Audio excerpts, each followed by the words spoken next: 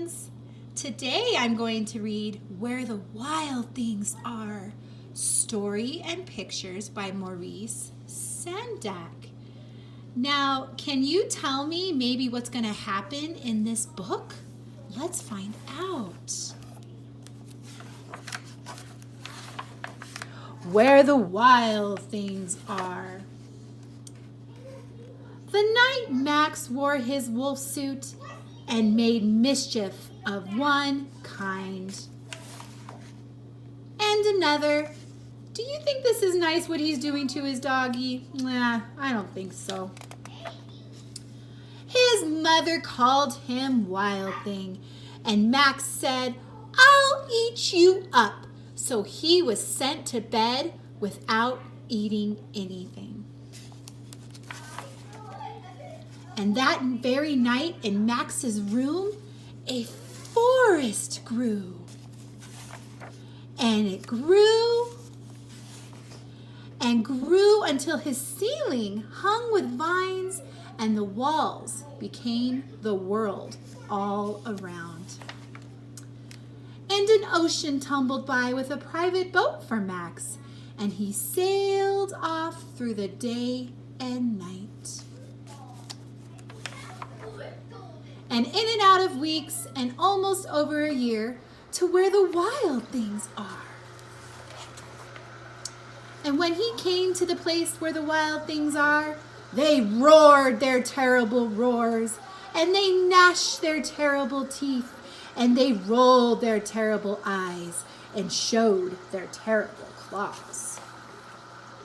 Till Max said, "Be still," and he tamed them with the magic trick of staring into all their yellow eyes without blinking once. And they were frightened, and they called him the most wild thing of all.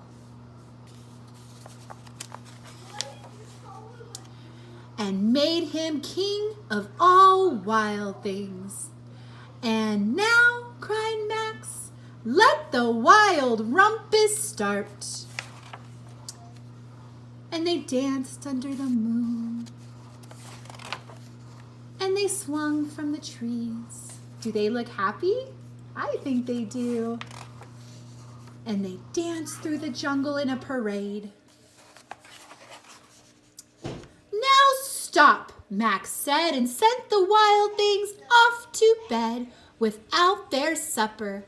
And Max, the king of all wild things, was lonely and wanted to be where someone loved him best of all. Then all around from far away across the world, he smelled good things to eat. So he gave up being king of where the wild things are.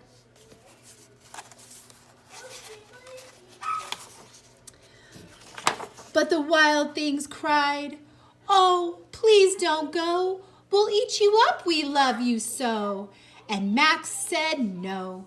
And the wild things roared their terrible roars, and they gnashed their terrible teeth, and they rolled their terrible eyes, and they showed their terrible claws.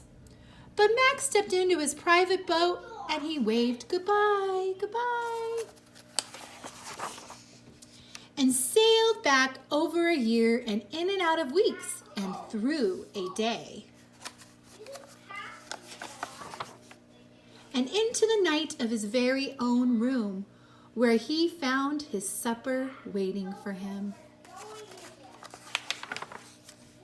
And it was still hot. The end. What did you guys think of that story? Did anybody have a favorite monster they liked or a wild thing?